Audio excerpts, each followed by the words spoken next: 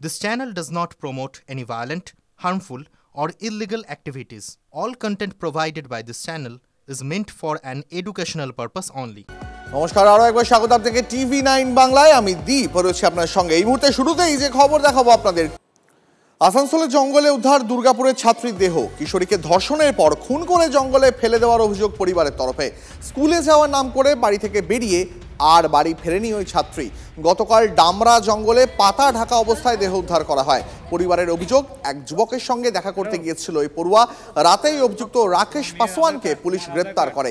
দশম শ্রেণীর ছাত্রীর গলায় দাগ, তার পোশাক অবিন্যস্ত অবস্থায় তার দেহ পাওয়া গেছে। ধর্ষণ করে তার খুন করা হয়েছে এমনটাই অনুমান করা হচ্ছে, এই আশঙ্কা করছেন স্থানীয়রাও। गया स्कूल खोजने के लिए, तो स्कूल में मेरा लड़की नहीं था। उसके बाद सवेरे गए फाड़ी गए, वहाँ लिखाए, फोटो उटू दिखाया, बोला आपका लड़की मर गया। कैसा करके मारा? कुछ जब पूरा बेरहमी करके मारा है। कौन, कुछ पता चला? पता चला राकेश पासवान। कौन है ये राकेश पासवान? कौन है वो? राकेश पासवान मेरा लड़की से बात उत करता था। मेरा लड़की राकेश पासवान से थोड़ा बहुत बात करता था मोबाइल में, प्यार की तरह। वो भुलावा करके बुलाया है, बोलता दोस्त का माफी फोन करता रहे, हाँ उसी के चलती।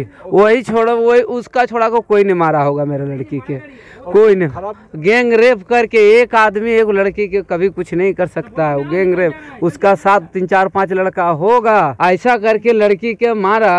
आप फोटो देखिएगा ना, तो फोटो कीजिएगा ना तो रूह कांप जाएगा, रूह कांप जाएगा।